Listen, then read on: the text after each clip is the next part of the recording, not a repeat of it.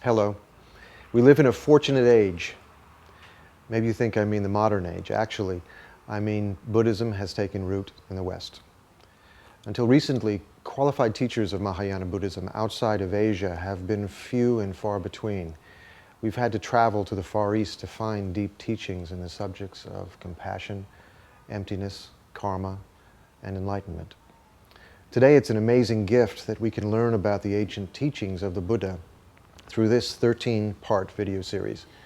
You will receive teachings from some of the greatest teachers, Tibetan and Western, men and women, living in the world today. You will hear personal interviews with Buddhist practitioners who share their experiences of putting the teachings into practice. You will have the opportunity to gain some understanding of Buddhism and learn skills that you can use to make your life most meaningful.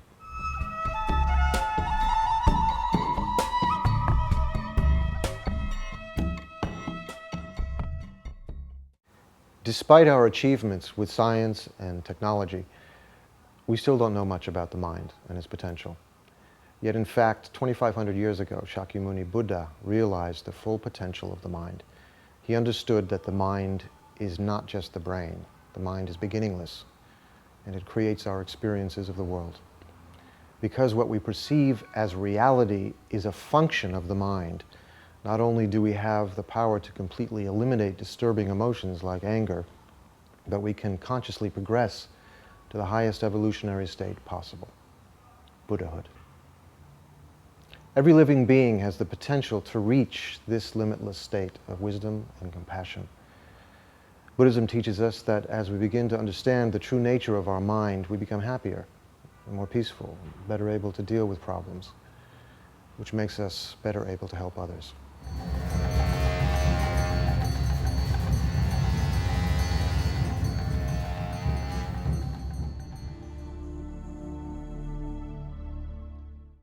In this 13-part series of Discovering Buddhism videos, you are about to embark on the study of Mahayana Buddhism. Now, in the practice of Mahayana Buddhism, the concept of motivation is extremely important. For example, if someone were to give you a gift with an ulterior motive, say to receive something in return, then that wouldn't feel like such a positive action. But if someone gives you a gift just for the sheer pleasure of seeing the happiness on your face when you receive it, that feels like a very positive thing to do.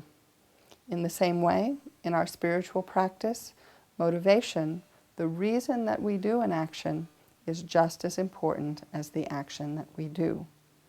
Therefore, at the beginning of each of these teachings in this series, we are going to generate a positive motivation, a Mahayana motivation, that focuses not so much on our own well-being, but instead emphasizes generating the wish to be able to benefit other living beings and bring them happiness as much as possible.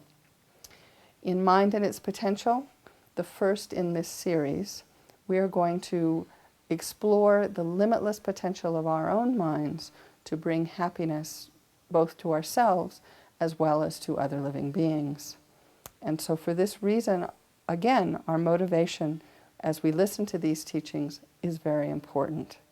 So let's just take a moment right now to generate in our minds a strong thought, the thought wishing to be able to use these teachings in order to be able not only to bring happiness to ourselves, but also to be able to bring happiness and well-being to the others around us.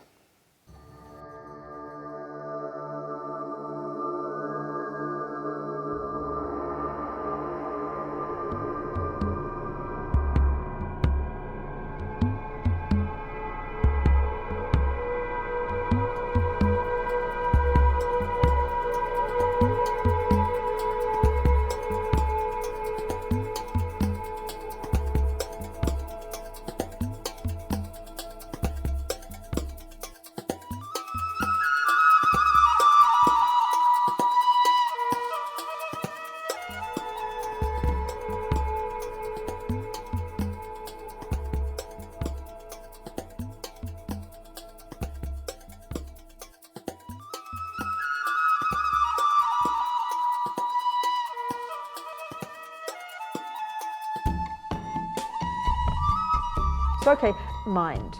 Generally speaking, in Buddhism, you can say it's synonymous with the word consciousness, number one. Number two, this mind of ours, in Buddhist terms, there's not one atom of physicality about it.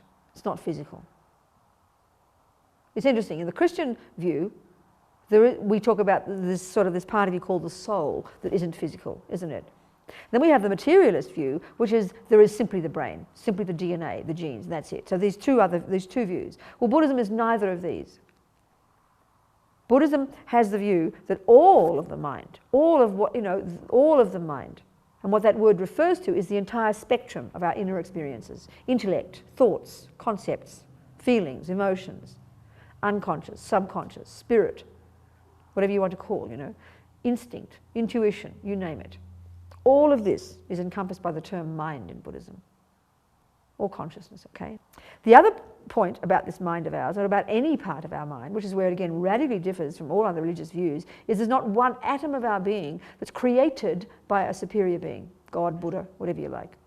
Nothing, not possible. Buddha says it's just not on. It's just his view, from his own experience has discovered this to be the truth. And the other interesting point, which is where it differs radically again from all the Western psychological views, is there's not one atom of our mind, our personality, our thoughts, our feelings, our emotions, that's created by mum and dad. I mean, big surprise. We have to stop blaming them, okay? There's no part of our mind that comes from our mother and father. Clearly the body does. Thank you, mother and father. They provide us with an egg and sperm, which is the basis of this body. How fortunate we are. So, in Buddhist terms, your mind isn't physical. Doesn't come from mum and dad, doesn't come from God or Buddha or any other superior being. Clearly it can't come from nothing. We all know that anything you point to in this universe has a continuity. This thing here comes from metal and plastic and goes back and back. This cup, the same. The flowers, everything has a continuity. Suddenly there's one moment nothing and then one moment a flower. We all know that's absurd. So clearly with the mind it's not possible. Same thing. So mind or consciousness, not physical. Comes from previous moments of itself. It's like a river of mental moments. Mental continuum, they call it, This whole idea of mind being beginningless. Because if you follow this concept through now, intellectually, conceptually, you can't find any conclusion other than the fact that the mind has to be beginningless. Because this process of cause and effect, chicken and egg. How can you have a first chicken? Okay, Christians and Muslims and all the most religions point to God as the source. Where do I come from? From God. Buddha says no. You come from previous moments of your own consciousness. So if you trace it back and you think, well, maybe it began 32 years ago. Maybe it began 52 lives ago. Any given moment you say maybe it began then. You have to say there was a moment of mind existing. So if it existed then, it has to have come from a previous moment, doesn't it? Conclusion, your consciousness is beginningless. This is the Buddhist idea. Okay, the other point that's so crucial is this idea of Buddha nature. What does this mean, Because the big question, we all have these questions. We say, who am I, What is my purpose? Why am I here? Okay, Buddha says the answer to those questions is to be a Buddha. What's Buddha? Buddha is Sanskrit. It means fully awake. And actually, all it's referring to is the fully developed consciousness, mind, beyond which it can't be developed further. What Buddha means is a mind, a being, a consciousness that's fully developed in all, simply speaking, in all what we call the positive qualities, and absolutely free of the negative ones. So simple. There's a simple way of saying. And what Buddha is saying is that is who we really are. We all possess, the term they use is we all possess Buddha nature. Well, the simple way of saying this is this, that it's like, let's use the analogy of an acorn.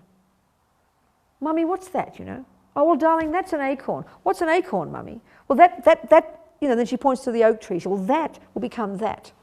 Oh, how interesting, So then when you mightn't say, what's the nature of an acorn? You might just say, what is it?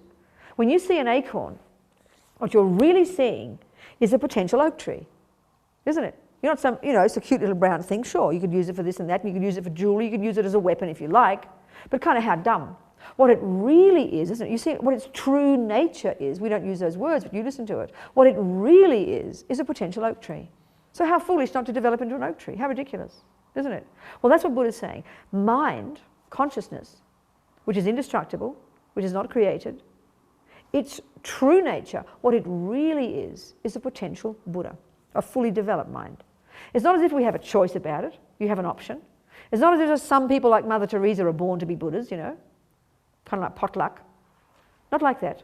No, by definition, an acorn is something that if you give it all the appropriate conditions, will become an oak tree. It's not as if you can turn it into an apple tree if you want to. How stupid. So this is the attitude we have to slowly develop about ourselves. What's kind of interesting now is, because we don't really know who we really are, Buddha says, we identify with this little kind of brown, undeveloped thing. Well, I'm this, I'm that, I'm lazy, I'm fat, I'm human, I'm female, I'm no good, I'm special, I'm delicious, I'm ugly, I'm beautiful, you name it. We're kind of defining ourselves by this little brown thing. How boring, how stupid, how short tunnel vision, A Buddha, which is your true nature, which is what your oak tree is, when you're fully developed, you'll have the fully developed two wings. Infinite empathy with all living beings, beyond which, totally developed, beyond which you can't develop it further. And this empathy would be such as if they were all you. There's no separation. Huge empathy, huge wish, spontaneous wish to benefit each one perfectly. Second, you'd have fully developed wisdom wing, which literally in Buddhist terms is called omniscience. My mum thought this was very arrogant. Only God is omniscient. But Buddha says, every living being, if you possess mind, your mind has the potential to know everything. So this is just something totally natural, Buddha says, that our mind has the capacity to literally know everything. And when we have fully removed all the pollution from the mind, all the delusions, then our mind will be in sync with reality, quite literally. Buddha says we're way out of sync with reality right now because of all the pollution in the mind. So we'll be fully developed, we'll be omniscient. Omniscient, infinite compassion, and there's a third quality, not a wing, that's called literally, if you like, omnipotence. The effortless power to do whatever needs to be done to benefit each one of these countless living beings in the entire universe, to benefit them perfectly based on the wisdom that sees their minds perfectly and knows precisely what to do and how to benefit them. And that would include, in fact, the capacity to manifest your own mind, your Buddha mind, in millions of forms throughout millions of universes for millions of eons as long as suffering sentient beings exist. That's a Buddha, okay? That's enlightenment. Enlightenment isn't just some kind of nice feeling, okay? It's a little bit more than that. This is enlightenment. And Buddha says that's your true nature. That's who you can become. That simply is naturally who you really are. You're not it yet, but this whole idea of once you really appreciate what an acorn really is, you will treat it with such respect. And this is the attitude we have to develop about ourselves. It's hugely inspiring, actually, which is why it's so important to hear this very first.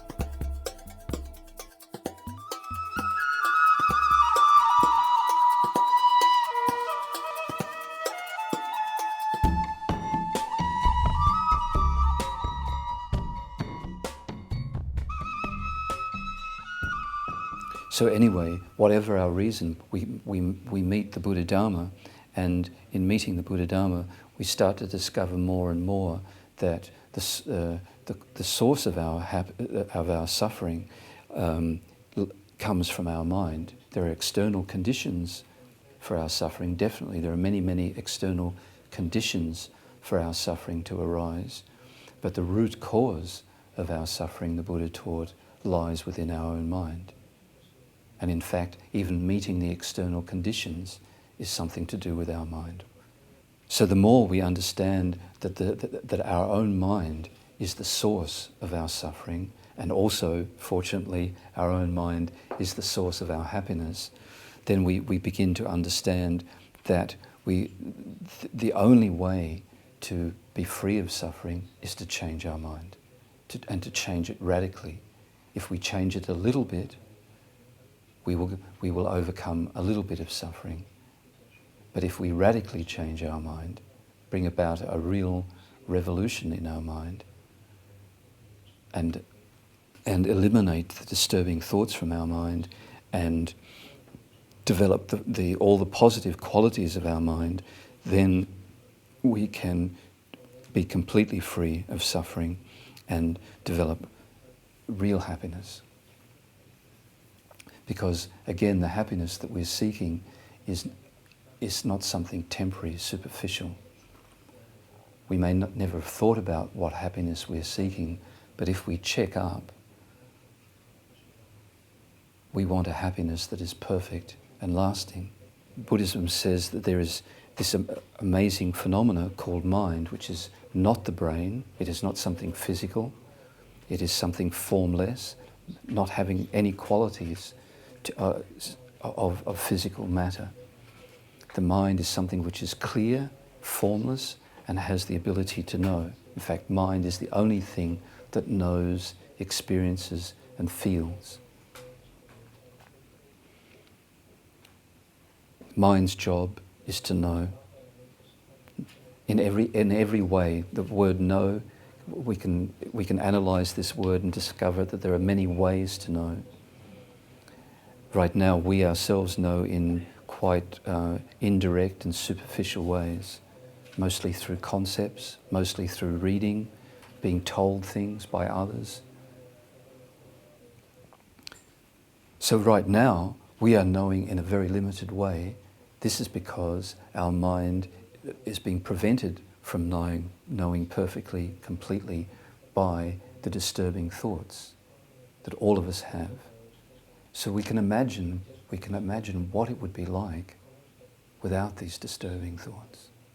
None of them whatsoever. There was nothing disturbing the innate ability of our mind to know and experience and feel. Yeah.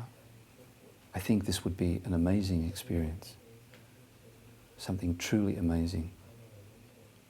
Without these distractions, all this confusion in the mind, then the mind could just know. But is it possible to get rid of these disturbing thoughts?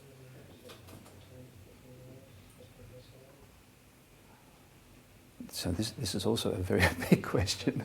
This is what the whole Buddha Dharma is about. But also, maybe we can get some feeling that it is possible, because also, when we meditate, or try to meditate, if by placing our mind on an object, such as the breath, although we're not able to keep our mind on the breath for a long time, perfectly, totally experience 100% the breath, become union oneness with the breath, still, by putting some effort in doing that, what happens? We all experience, if we try and do it for some time, that our disturbing thoughts, the agitation in our mind, does reduce. Yes? Hopefully we've all had that experience at least one time, and at least for a short time, that the disturbing thoughts, they don't go away completely, but at least they decline. This is actually an indication that these disturbing thoughts have no power from their own side to control the mind.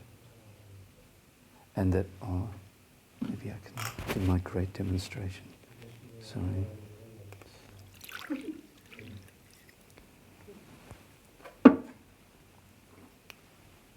Normally,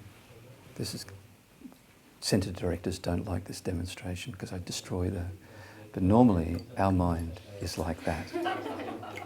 That is our mind, completely shaken, disturbed. But if I stop shaking this water, which will make the director very happy, then what happens? The water returns to its natural state. It isn't natural for water to be agitated. Something else is doing that. And when you stop the agitation, the water just naturally, without any other factors involved, goes back to its natural state. It returns to being level, still, and then it also has the ability, when it's calm and clear, it has the ability to reflect things. When it's completely agitated, the surface of the water has no ability to reflect things accurately. We can also notice that when we do even a little simple breathing meditation, our mind starts to become calmer and clearer, more still, because that's its natural state. We've never experienced this natural state, but that is its natural state, and it always has the tendency to return to it. Think about it.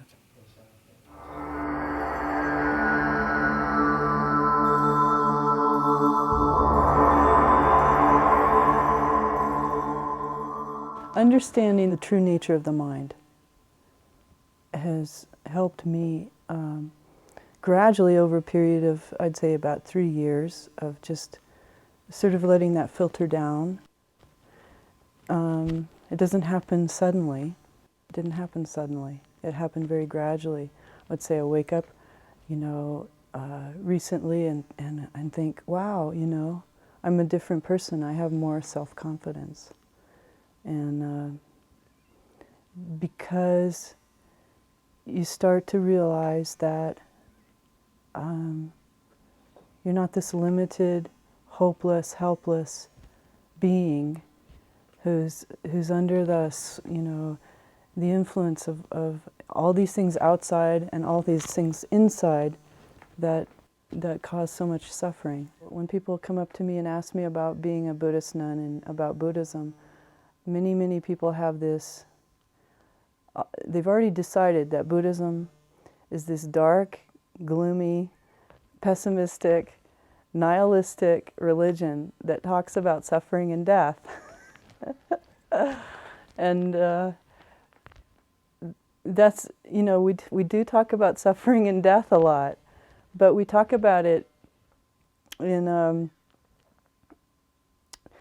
a way where we're looking at the situation that we're in. And this is really the situation we're in. We're suffering and we have to die. And but there's a solution to it. That's what everybody seems to forget, that part. There's a solution, and the solution is that we have this pure potential of our mind that's unbelievable, that we can become these incredible beings, these Buddhas, what they call Buddhas. You can call it whatever you want, but it's this potential to become beyond whatever your imagination can come up with, a powerful, all-knowing, blissful being who can help everyone. I always wanted to help people. Since I was a little girl, I recognized that people were suffering. My parents were suffering, my grandparents, everyone. I recognized their suffering. I recognized my own suffering. But as I grew up and became an adult, my own suffering overwhelmed me so much that I didn't feel like I could help other people. I couldn't even help myself. And gradually through this understanding, and some little bit of taste, experience, that I do have this incredible nature. More and more, I seem to be helping more and more people, and thinking less and less about my own suffering.